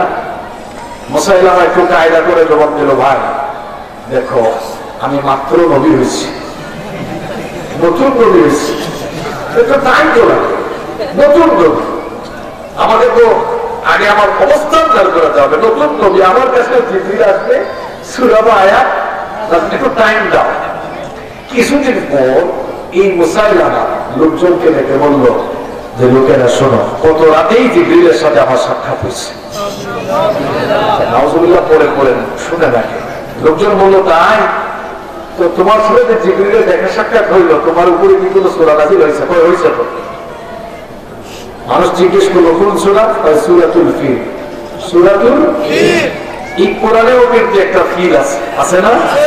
আলাম তারা কাইফা ফাআলা রাব্বুকা বিআসহাবিল ফিল। আপনারা আবার ভুল বুঝবেন না, এটা কোরআনের ফিল না, এটা মুসাইলামার বানানো ফিল। তো লোকজন বললো ঠিক আছে মুসাইলামা, তুমি যে বলতেছো তোমার উপরে সূরা একটা নাযিল হয়েছে, একটু তেলাওয়াত করে শোনাও তো। এখন সে তেলাওয়াত শুরু করছে। দেখেন যেই কায়দার নবী ওই কায়দার সূরা, ওই কায়দার তেলাওয়াত। সাকয় দেখো শুরু করতেছি। আল ফিল মাল ফিল ওয়া মা আদরাকা মাল ফিল লাহু দাবুন ওয়াবিল ওয়া লাহু খুরতুমুন তাবিল।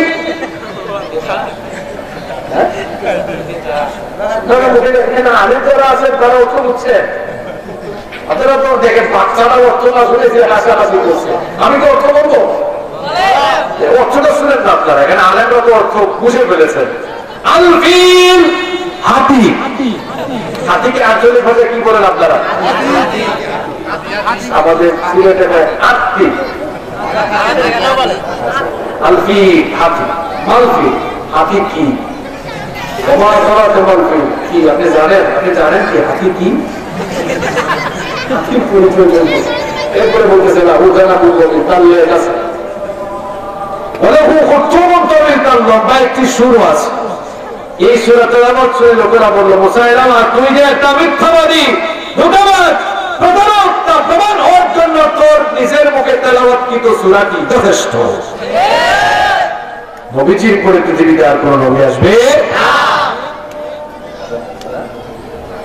আজানের জন্য একটু চুপ হয়ে গেলাম, আজান পরে আলোচনা শুরু হবে। কেউ উঠিয়ে না, আবার উঠবেন নাকি? চুপচাপ বসে।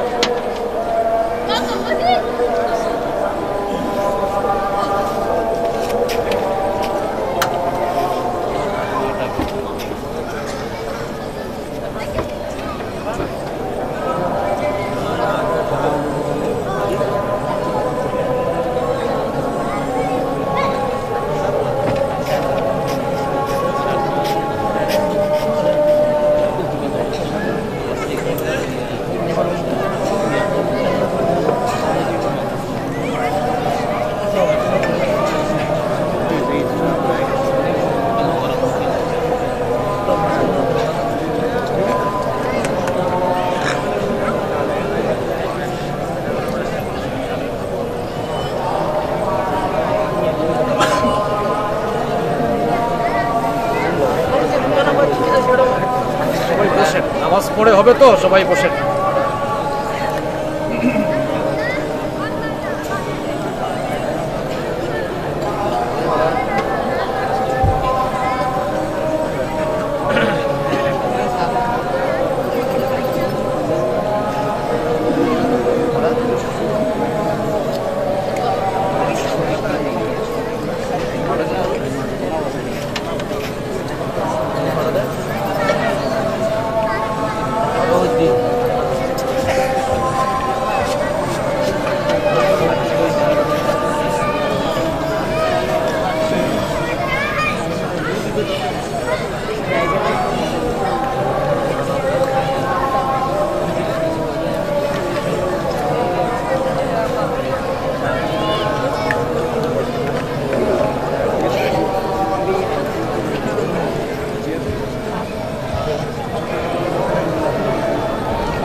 ভাইরা তাহলে আমরা কয়টা বৈশিষ্ট্য বললাম? জোরে বলেন কয়টা? আযান হয়েছে, নামাজ ইনশাআল্লাহ এখানে হবে। আমাদের আলোচনার পরে জামাতের সাথে নামাজ অনুষ্ঠিত হবে ইনশাআল্লাহ। আপনাদেরকে ওযু করার জন্য সময় দেওয়া হবে। এখন যদি আমরা আলোচনাটা বন্ধ করে দিই, তাইলে আলোচনার যে একটা ধারাবাহিকতা আছে সেটা কি হয়ে যাবে? নষ্ট হয়ে যাবে। এই জন্য জামাতের ব্যবস্থা আছে, ওযু করার জন্য আপনাদেরকে সময় দেওয়া হবে, কোনো অসুবিধা নেই। আচ্ছা, যেহেতু আযান হয়েছে, একটা লেট হয়ে গেছে, আসুন আমরা যে 4টা পয়েন্ট শেষ করছি এটা একটু সামারি আমরা বলি, তাহলে আবার আমাদের মনে হয়ে যাবে। 1 নম্বর কি বলেছিলাম? সবাই বলতে হবে, পেছন থেকে কিন্তু আওয়াজ আসে না। সকল নবীরা কি নবী? বিশ্বনবী, আঞ্চলিক। আর আমাদের নবী কি নবী? আচ্ছা, নাম্বার 2 নাম্বার হচ্ছেন সকল নবীরা আঞ্চলিক নেতা, আর আমাদের নবী বিশ্ব। 3 নাম্বার কি বলেছিলাম? আমার নবীকে আল্লাহ তাআলা একটিবারের জন্য নাম ধরে থাকেন। আর 4 নাম্বার কি বললাম? আমার নবীর মাধ্যমে আল্লাহ তাআলা নবুয়তের গেটটাকে চিরতরে লক করে বন্ধ করে দিয়েছেন। আমার নবী হচ্ছেন আখিরি নবী, তিনি হচ্ছেন শেষ নবী, সর্বশেষ নবী। তারপরে পৃথিবীতে আর কেউ আসবে না। কয়টা গেল? নাম্বার 5 নাম্বার হচ্ছে আল্লাহ তাআলা আমার নবীকে সাহিবুল কাউসার, কিয়ামতের দিন আমার নবীকে আল্লাহ তাআলা কাউসারের মালিক বানাবে। সুবহানাল্লাহ। সূরাতুল কাউসারের মধ্যে রব্বুল আলামিন বলেছেন, ইন্না আ'তাইনাকাল কাউসার, নিশ্চয়ই আমি আপনাকে কাউসার দান করেছি। কি দান করেছি? কাউসার নামে অনেক কি আছে না? কাউসার মানে কি? কাউসার মানে কোন লোককে আল্লাহ দান করবে না। এই আয়াত যখন নাযিল হলো, আল্লাহর নবী তখন সাহাবীদেরকে বললেন, আমার সাহাবীরা তোমরা কি কাউসার সম্পর্কে জানো নাকি? সাহাবায়ে কেরাম বললেন, ওগো আল্লাহর নবী, আমরা তো এই কাউসারের ব্যাপারে তেমন জানি না। আল্লাহ ওয়া রাসূলুহু আ'লাম, আল্লাহ এবং তার রাসূল এর ব্যাপারে সবচাইতে ভালো জানেন। আল্লাহর নবী তখন বললেন, কাউসার হলো জান্নাতের একটি ঝর্ণা, জান্নাতের একটি ঝর্ণা। এই কাউসারের পানি হলো এমন পানি, কাউসার হচ্ছে দুধের চাইতেও সাদা, মধুর চেয়েও মিষ্টি। এই পানি যারা একবার পান করবে তাদের 50,000 বছরের তৃষ্ণা নিবারণ হয়ে যাবে। আমার নবীকে আল্লাহ তাআলা কিয়ামতের দিন এই কাউসারের মালিক বানাবে।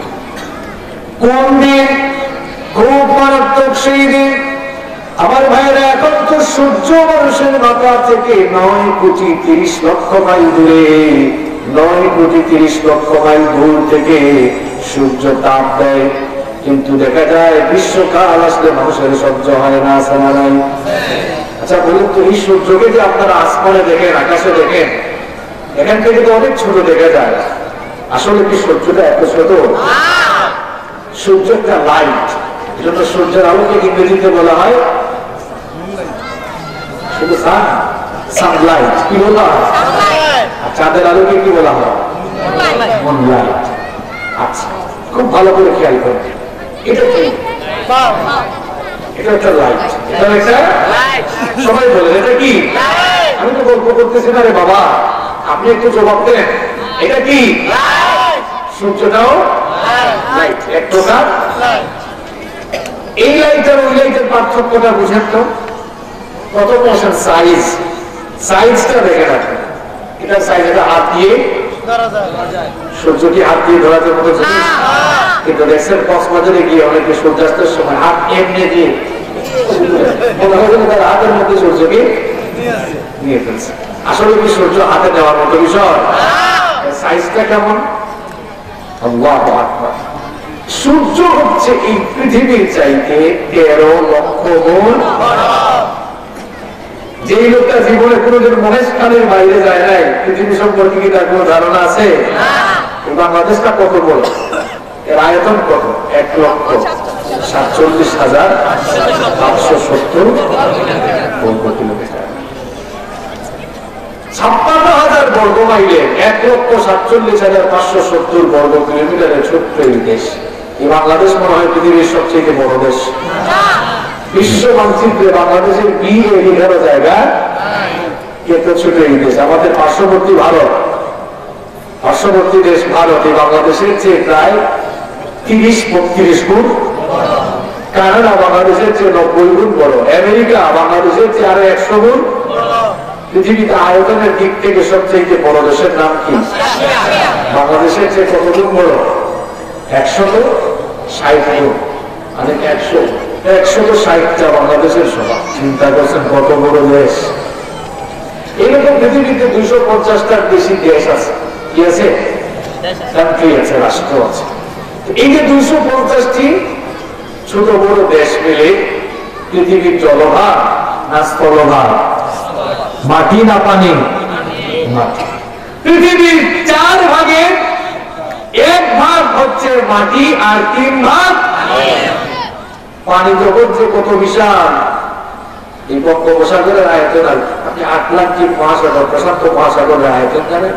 প্রশান্ত মহাসাগরের আয়তন হলো 16 কোটি 57 লক্ষ বর্গ কিলোমিটার। আল্লাহু আকবার! বাংলাদেশের চেয়ে ছোট না বড়? ছোট না বড়? কোথায় 1,47,570 আর কোথায় 16 কোটি 57 লক্ষ। মানে বাংলাদেশের চেয়ে 16.5 কোটি গুণ, 16.5 কোটি গুণ। মানে শুধু প্রশান্ত মহাসাগর হচ্ছে বাংলাদেশের মতো 16.5 কোটি বাংলাদেশের সমান। আল্লাহ বলতে চায় না। আর প্রশান্ত মহাসাগরের আয়তন কত? 8 কোটি 24 লক্ষ বর্গ কিলোমিটার। এরকম বিশাল বিশাল মহাসাগর আছে। তাহলে পৃথিবীর 4 ভাগের 3 ভাগ, কথা বলে না কেন? 4 ভাগের 3 ভাগ, 1 ভাগ মাটি। এই বিশাল পৃথিবীর চাইতে সূর্য 1-200 গুণ বড় না, 1-2000 গুণ বড় না, কত লক্ষ গুণ বড়। আল্লাহু আকবার! সূর্যের সাইজে কি চিন্তা করছে? পৃথিবীর চাইতে সূর্য হচ্ছে 13 লক্ষ গুণ। এই লাইটের সাইজ বুঝছেন তো? গেল সাইজ। 2 নাম্বার লাইটের পাওয়ার আছে। এটা পাওয়ার ইউনিট বলা হয়, তাই না? এটা কত ইউনিট হইতে পারে?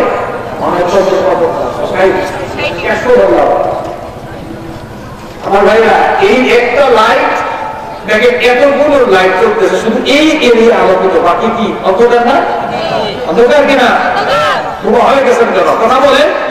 এতগুলো লাইট চলতেছে, এখানে কয়েকশো বা কয়েক হাজার স্কোয়ার ফিট জায়গা আলোকিত, বাকি সব দিনের বেলা গোটা পৃথিবীকে কয়টা লাইট আলোকিত করে? কথা বলেন, কয়টা লাইট?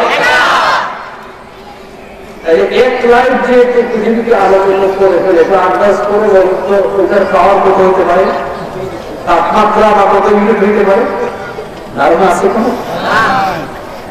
মহাকাশ বিজ্ঞানীরা বলছেন সূর্যকে যে তাপমাত্রা দেওয়া হয়েছে তার পরিমাণ হচ্ছে 1,40,00,000 সেন্টিগ্রেডের তাপমাত্রা সূর্যকে দেওয়া হয়েছে। আওয়াজতে বলেন সুবহানাল্লাহ। আবার সুবহানাল্লাহ পর্বত বলেন, এবার কোন কোথায় আসেন?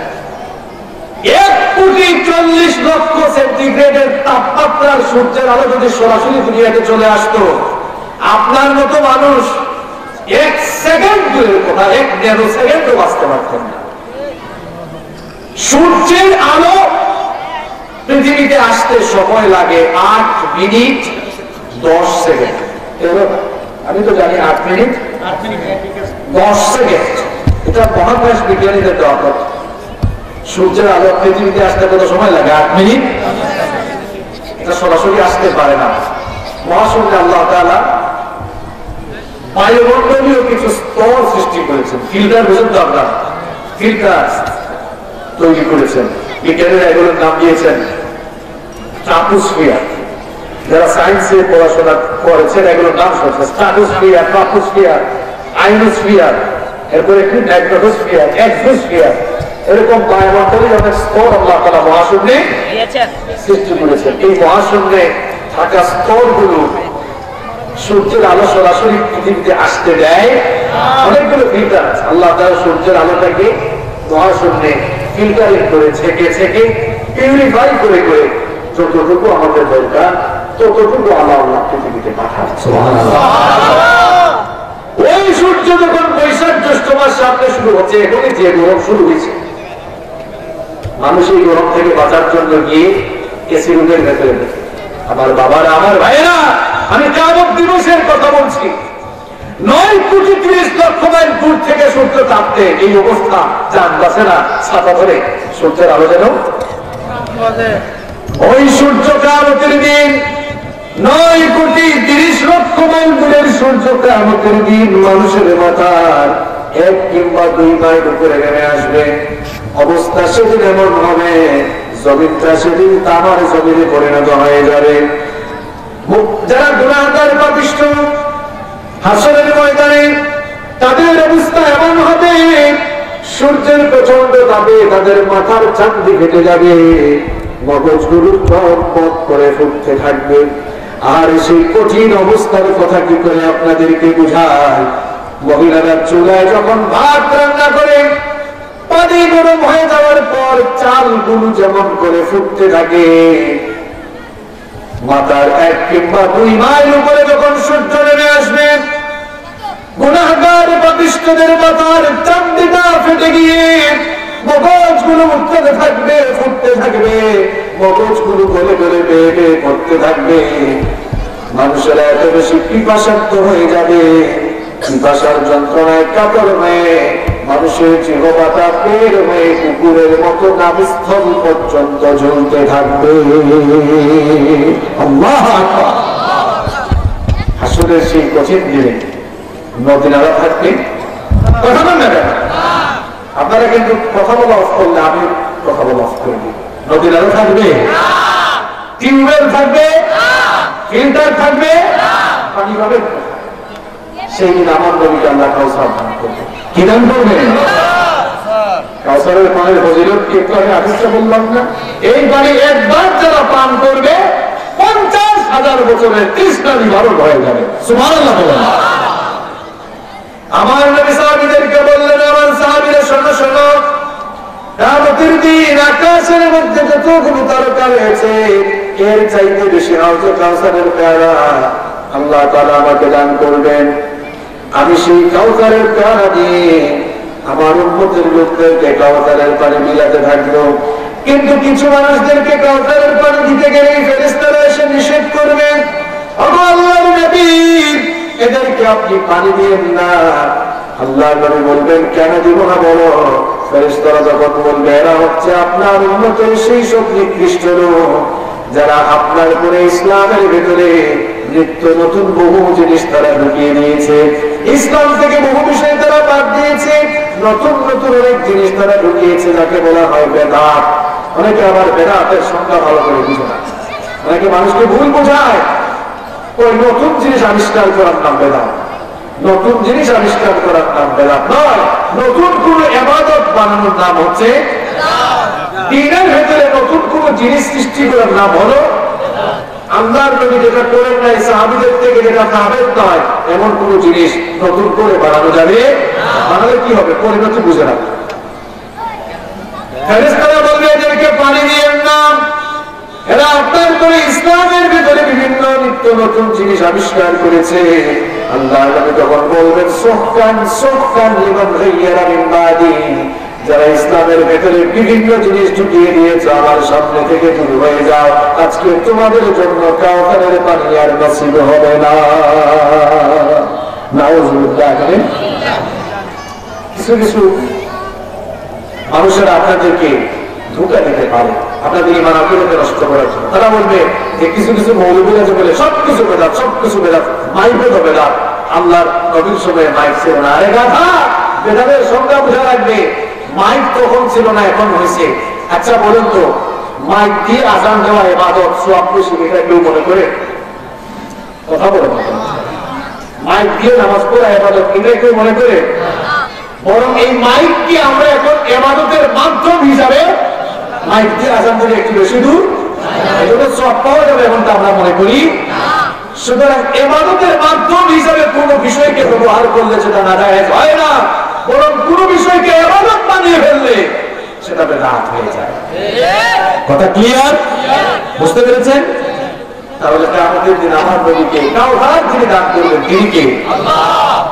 আমার নবী সেদিন কাউসারের মালিক হয়ে যাবে। সুবহানাল্লাহ। আমার নবীর একটি বিশেষ মর্যাদা। কয়টা বলছি? কয়টা বলছি? কি বাবারা কষ্ট হচ্ছে? ভাইয়েরা কষ্ট হচ্ছে? নাম্বার 6, 6 নাম্বার হচ্ছে আল্লাহু আকবার। আমার নবী কিয়ামতের দিন মুখ না খুললে, জবান না খুললে আল্লাহ তাআলা কিয়ামতের দিন বিচারের গাড়ি শুরু করবেন। সুবহানাল্লাহ বলছেন না? কিয়ামতের দিন আপনারা সবাই হাসরের মাঠে একত্রিত হবেন, এ ব্যাপারে কোনো সন্দেহ আছে? বিচারের দিন কত বেশি লম্বা হবে? আল্লাহ নবী বলেছেন 50 আলফ সানাতিন মিম্মা তাউদ্দুন। দুনিয়ার হিসেব অনুযায়ী বিচারের দিনটা 50,000 বছর লম্বা হয়ে যাবে। আল্লাহু আকবার। 50,000 বছর মানুষেরা দাঁড়িয়ে থাকতে থাকতে পেরেশান হয়ে যাবে। এরকম কাপড় চোপড় পরা অবস্থায় রাখবে? ইউহশারুন নাসু ইয়াওমাল কিয়ামাতি ফুফাতান মুশাতান রাওনা। আল্লাহ নবী বলেছেন নগ্নবদহ খালি পায়ে উলঙ্গ অবস্থায় কিয়ামতের দিন সবাই হাজির হবে। আমাদের আয়েশা রাদিয়াল্লাহু আনহা জিজ্ঞেস করলেন, ইয়া রাসূলুল্লাহ সাল্লাল্লাহু আলাইহি ওয়াসাল্লাম, কারো গায়ে যদি কাপড় চোপড় না থাকে আমার কি সেদিন শরম লাগবে না?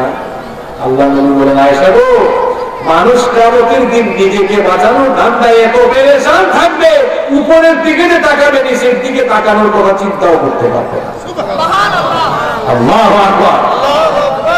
শুনেন আমার নবীর মর্যাদা, নবীকে চিনুন, জানুন ভাইয়েরা। আমার নবীর সুপারিশ ছাড়া কিয়ামতের দিন বিচারের কাজ শুরু হবে না। হাসরের ময়দানে মানুষেরা দাঁড়িয়ে থাকতে থাকতে হয়রান হয়ে যাবে, পেরেশান হয়ে যাবে। লোকের আগে পৃথিবীর প্রথম মানুষ এবং প্রথম নবী আমাদের বাবা সাইয়েদনা আদম আলাইহিস সালামের কাছে গিয়ে আরজ করবে, ওগো আমাদের বাবা আদম, আল্লাহ তাআলা তার নিজের কুদরতি হাতে আপনাকে বানিয়েছে, এরপরে আল্লাহ তাআলা নিজেই আপনার ভেতরে রূহ ফুঁকে দিয়েছেন। আপনি একটু আল্লাহর কাছে আরজি পেশ করুন, তিনি যেন বিচারের কাজটা শুরু করবেন। 50,000 বছর দাঁড়িয়ে থাকতে থাকতে আমাদের সহ্য হয় না। আমাদের বাবা আদম আলাইহিস সালাম তখন অপারগতা পেশ করে বলবেন, আমি পারবো না, আজ আমি নফসি নফসি জিকির করে নিজেকে বাঁচানোর ধান্দায় আছি, কারণ নিষিদ্ধ গাছের ফল ভক্ষণ করেছিলাম। জানি না আজ রব্বুল আলামিন আমার সঙ্গে কি দুর্ব্যবহার করেন। বাবারা, আমি পারবো না, আমি আমার নিজেকে বাঁচানোর ধান্দায় আছি, চলে যাও। নূহ আলাইহিস সালামের কাছে লোকেরা এবার সাইয়েদনা নূহ আলাইহিস সালামের কাছে যাবে। সাইয়েদনা নূহ আলাইহিস সালামের কাছে গিয়ে দেখবে তিনিও নফসি নফসি জিকির করছেন। তিনি বলবেন, আমি পারবো না, দেখতেই তো পাচ্ছ আমিও নিজে নফসি নফসি জিকির করে নিজেকে বাঁচানোর চিন্তায় আছি। আমি আমার উম্মতের জন্য বদদুয়া করেছিলাম, জানি না আজ আমার সঙ্গে রব্বুল আলামিন কি ব্যবহার করেন। আমি পারবো না, চলে যাও জাতির পিতা ইব্রাহিম আলাইহিস সালামের কাছে। লোকেরা জাতির পিতা ইব্রাহিম আলাইহিস সালামের কাছে গিয়ে দেখবে তিনিও নফসি নফসি জিকির করছেন। বাবা ইব্রাহিম আলাইহিস সালাম যখন বলবেন, আমিও পারবো না, কারণ আমিও আজ নিজের চিন্তায় পেরেশান। চলে যাও মুসা কালিমুল্লাহর কাছে। মুসা আলাইহিস সালাম বলবেন, আমিও পারবো না, ফেরাউনের বংশের এক লোককে একটা থাপ্পড় দিয়ে দুনিয়া থেকে বিদায় করেছিলাম, জানি না আজ রব্বুল আলামিন আমার সঙ্গে কি ব্যবহার করেন। চলে যাও ঈসা আলাইহিস সালামের কাছে। লোকেরা আবার সাইয়েদনা ঈসা রূহুল্লাহর কাছে যাবেন। সাইয়েদনা ঈসা ইবনে মারইয়াম তখন বলবেন, আমিও পারবো না, খ্রিস্টানরা আমাকে আল্লাহর ছেলে বানিয়েছে, জানি না আজ রব্বুল আলামিন এই জন্য আমার সঙ্গে কি ব্যবহার করবেন। আমিও পারবো না, আমি এত জায়গায় ঘোরাঘুরি করে কোনো লাভ নাই, একেবারে জায়গা মতো চলে যাও। চলে যাও আখির নবী বিশ্ব নবী মুহাম্মদুর রাসূলুল্লাহ সাল্লাল্লাহু আলাইহি ওয়াসাল্লামের কাছে। আজকে তার সুপারিশ ছাড়া আর কারো সুপারিশ কাজে লাগবে না। লোকেরা যখন বিশ্ব নবী মুহাম্মদুর রাসূলুল্লাহ সাল্লাল্লাহু আলাইহি ওয়াসাল্লামের কাছে গিয়ে বলবে, ওগো আল্লাহর নবী, আপনি একটু আল্লাহর কাছে সুপারিশ করুন, বিচারের কাজটা যারা তিনি শুরু করে দেন। লোকেরা গিয়ে দেখবে সকল নবীরা যেখানে নফসি নফসি বলে নিজেকে বাঁচানোর ধান্দা করছে, আমার নবী তখন নফসি নফসি বলার বিপরীতে উম্মতি উম্মতি বলে উম্মতকে বাঁচানোর আহাজারি করছে।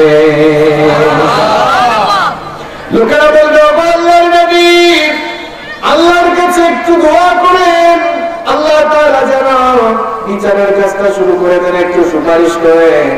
আবার নবী তখন আরশে আজিমের কাছে গিয়ে মাকামে মাহমুদের কাছে গিয়ে তিনি তখন সাজদায় মাথাটা নত করে দিবেন। রব্বুল আলামিনের রহমতের দরিয়ায় জোশ মারবে। রব্বুল আলামিন ডেকে বলবেন, ও আমার হাবিব ইরফা রাসাক, আপনার মাথা উঠান। সালতুহু, কি চাইবেন আপনি আমার কাছে চান।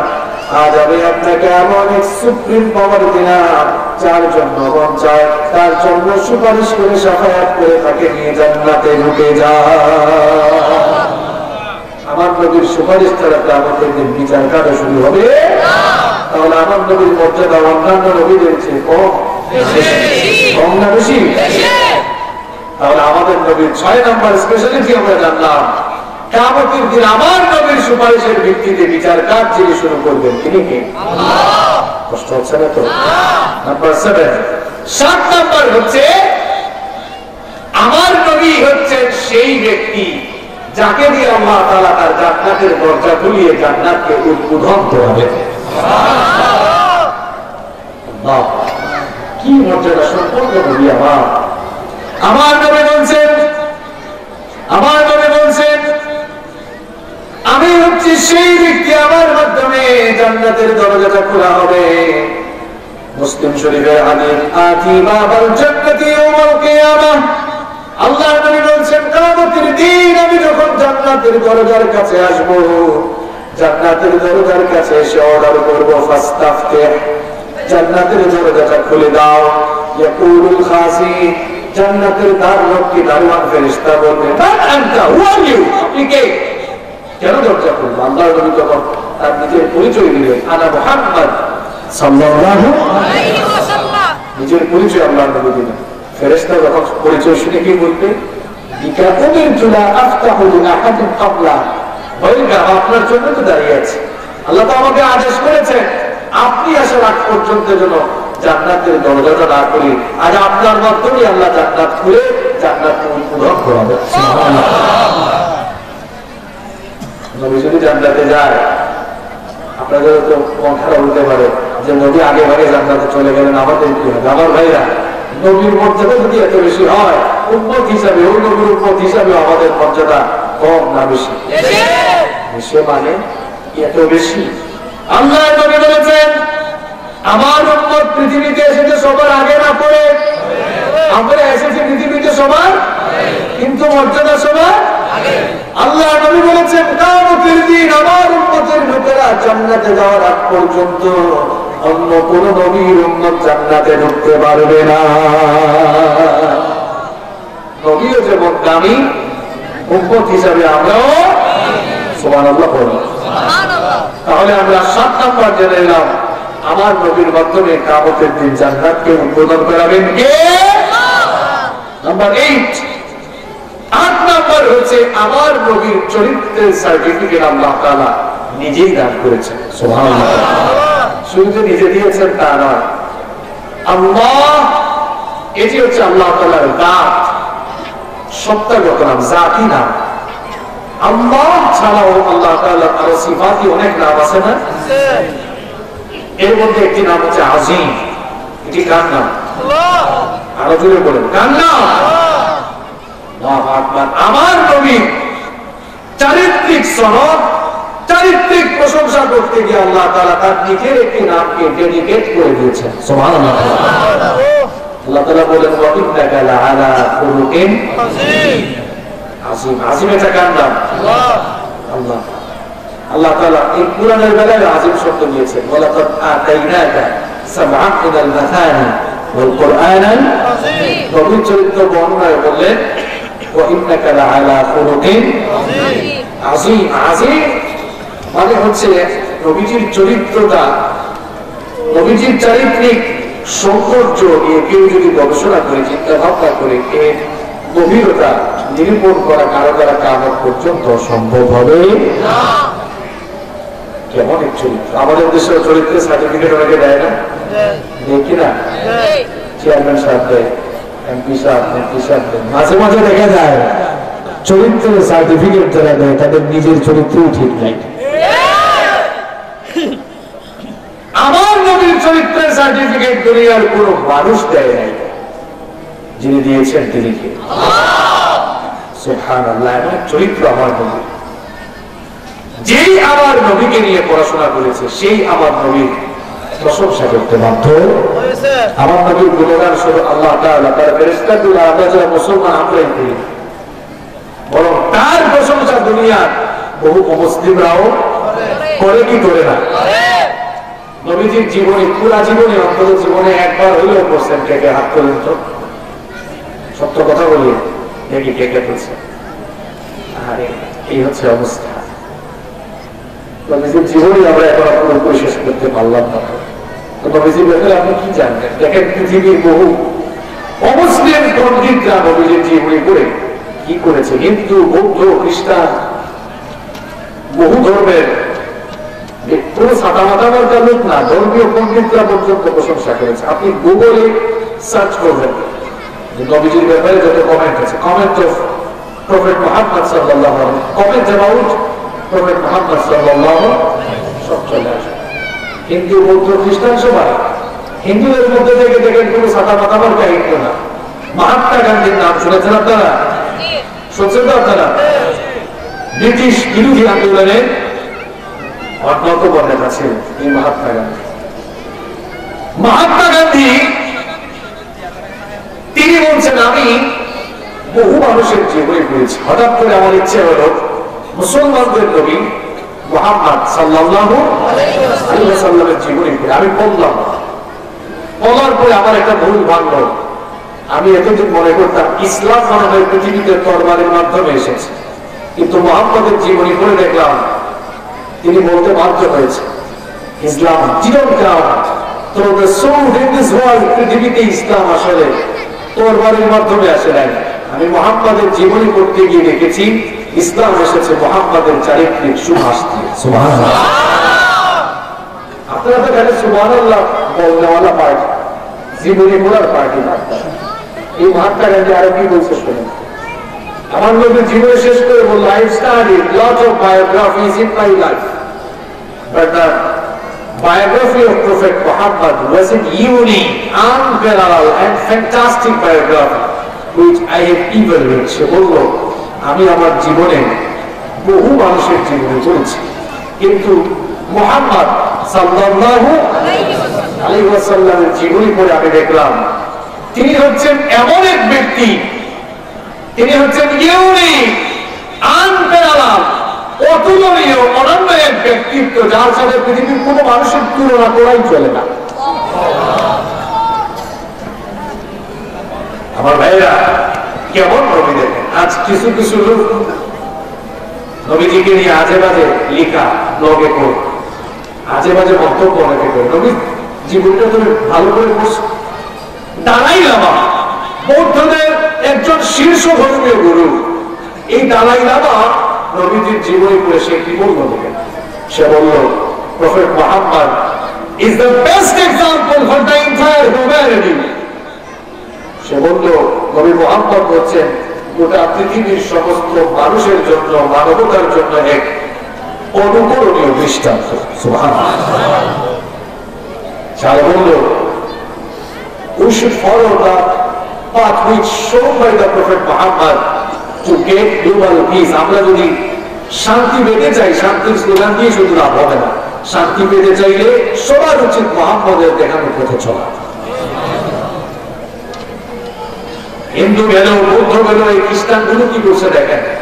মাইকেল এইচ হার্টের নাম শুনেছেন আপনারা? তার লেখা একটা প্রসিদ্ধ বই আছে, বইটার নাম কি?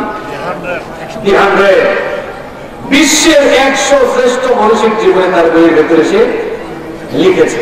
এর মধ্যে সিরিয়াকে সবার উপরে তাকে লিখেছে, তার নাম মুহাম্মদুর রাসূলুল্লাহ সাল্লাল্লাহু। বইটা যে লিখেছে সে মুসলমান না খ্রিস্টান? এক কথা বল না কেন, মুসলমান না খ্রিস্টান? খ্রিস্টানরা তার উপর নারাজ হয়ে গেল।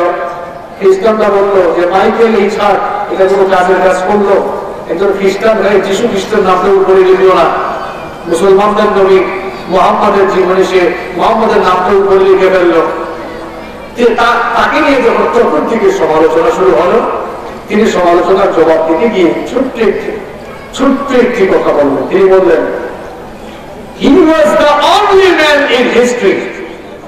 He was the only man in history who was supremely successful on both the religious and secular level. তিনি বললেন, না বুঝে সমালোচনা করবেন না, যাকে উপরে রাখছে তাকে চিনো।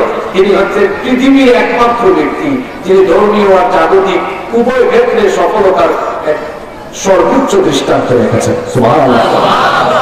তিনি বললেন, আমি এতটুকু বলে শেষ করবো না। তিনি বললেন, আমি তার ব্যাপারে আরো বলতে চাই, he must be called the savior of humanity. আমি তাকে গোটা দুনিয়ার মানবতার ত্রাণকর্তা বলতে দ্বিধাবোধ করবো না। সুবহানাল্লাহ। এই নবীজির জীবনী পড়ে কাফের মুশরিকরা এমন মন্তব্য করে, আর আপনারা নবীর এমন উন্মত হইলেন, এখন আপনারা নবীজির জীবনীটা ভালো করে একদম করতে পারবেন। রাগ করতেছেন আপনারা? অন্তত সিরাতের যে বইগুলো রয়েছে সেখান থেকে ছোট ছোট যে বইগুলো আছে এগুলো পড়ুন। প্রত্যেকের ঘরে আর রাহিকুল মাকতুব নামক সিরাত গ্রন্থ কিনে রাখবেন। পারবেন তো ইনশাআল্লাহ? ওটার দাম বেশি না, কত? 200 টাকা মনে হয় এরকম হবে। আপনি ওটিলায় গেলে পাবেন। সবাই কিনতে পারবেন না? নবীজির জীবনীতে আমরা অর্থাৎ ইনশাআল্লাহ। আমার নবীর চারিত্রিক প্রশংসা আল্লাহ নিজেই করলেন, আর সেই নবীর চরিত্রের ব্যাপারে রব্বুল আলামিন জানিয়ে দিলেন, لقد كان لكم في رسول الله أسوة حسنة لمن كان يرجو الله واليوم الآخر وذكر الله كثيرا। আল্লাহ তাআলা বলেছেন, তোমাদের মধ্যে যারা আল্লাহ এবং আখিরাতের আশা করে তাদের জন্য আমার রাসূলের জীবনের ভেতরেই রয়েছে সর্বোত্তম আদর্শের নমুনা। তিনি শিশু থেকে নিয়ে শুরু করে বৃদ্ধ পর্যন্ত সকল বয়সের সকল স্তরে এমনকি সকল দিক এবং বিভাগের একজন অনুকরণীয় এবং অনুসরণীয় দৃষ্টান্ত। তাকে যারা অনুসরণ করে জীবনের সর্বাধিক পরিচালনা করবে তারাই নাজাতের ঠিকানা খুঁজে পাবে। ঠিক কিনা? কথা বললাম? কথা বলছি।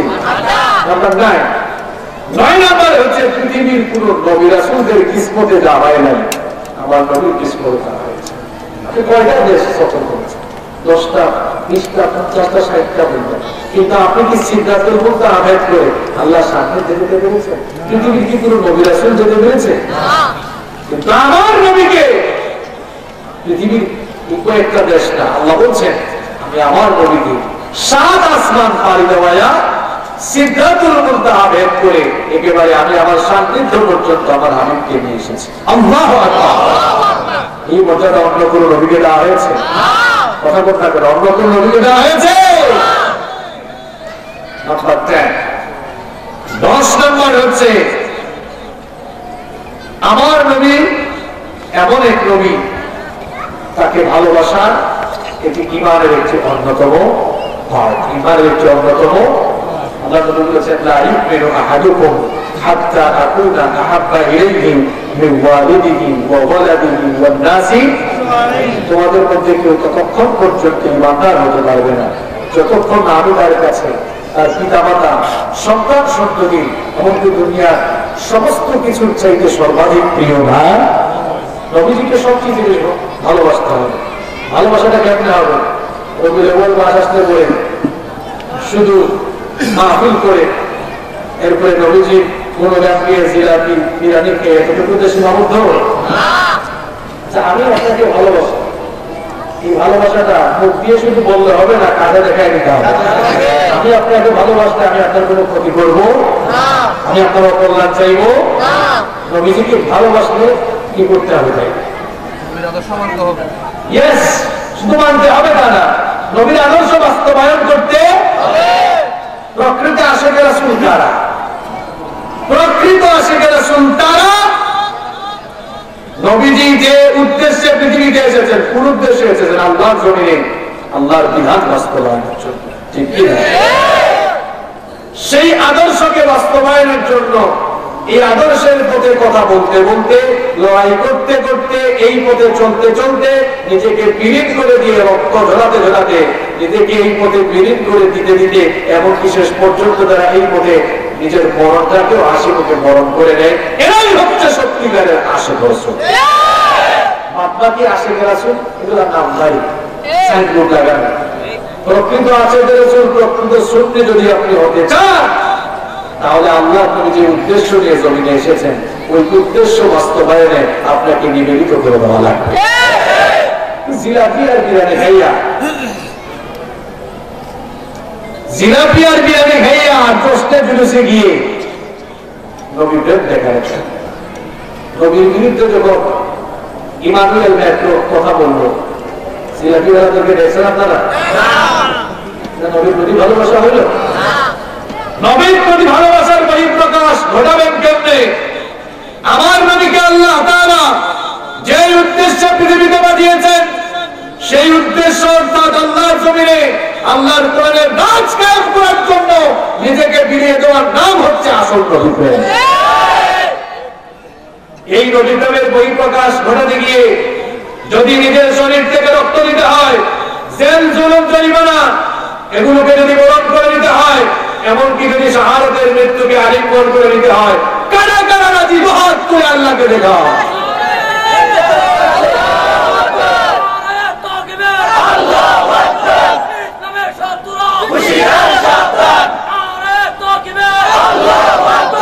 আল্লাহ কবুল করেন, আল্লাহ কবুল করুন। সত্যিকারের নবী প্রেম হলো নবীর আদর্শ নিজের মধ্যে ধারণ করা এবং নবীজির ভীষণকে আল্লাহর জমিনে বাস্তবায়ন। আসুন প্রিয় ভাইয়েরা, আজকে এই সিরাত মাহফিল থেকে আমরা নবীজির 10টি বিশেষত্ব জানলাম। পাশাপাশি শুধু বিশেষত্ব জেনে গেলেই চলবে না, এই নবীর জন্য দেওয়ানা হতে হবে। এই নবীর আদর্শ নিজের জীবনে ধারণ করতে হবে। নবীজি সাল্লাল্লাহু আলাইহি ওয়াসাল্লাম যে উদ্দেশ্যে পৃথিবীতে প্রেরিত হয়েছে ওই উদ্দেশ্য বাস্তবায়নের জন্য আমরণ চেষ্টা সংগ্রাম চালিয়ে যেতে হবে। আল্লাহ তাআলা আমাদেরকে সেই উদ্দেশ্য বাস্তবায়নের পথে জীবন পরিচালনার তৌফিক আমাদের সকলকে দান করেন। আমরা সবাই বলি আমিন। যেহেতু এখানে আলোচনা হবে, আমার পরে আলোচনা করবেন বিশিষ্ট আলেমে দ্বীন, আমার অত্যন্ত শ্রদ্ধার মানুষ, ভালোবাসার মানুষ, বিশিষ্ট আলেমে দ্বীন, সাতকানি আলিয়া মাদ্রাসার স্বনামধন্য সুযোগ্য ভাইস প্রিন্সিপাল মাওলানা মনিরুল আলম জিহাদি হাফেজাহুল্লাহ ওয়া রাহা। তিনি কথা বলবেন। এখন নামাজের পরে হবে, আমরা এরপরে ওনার আলোচনা শুনে মোনাজাত করে বাড়ি যাবো ইনশাআল্লাহ। আজকে যতটুকু আলোচনা হয়েছে আল্লাহ তাআলা যেন আমাকে সহ আপনাদের সকলকে বাস্তব জীবনে মানার তৌফিক দান করেন। আমরা সবাই বলে আমিন। হাদা মা ইনদি ওয়াল ইলমু ইনদাল্লাহ। আসসালামু আলাইকুম ওয়া রাহমাতুল্লাহি ওয়া বারাকাতুহু।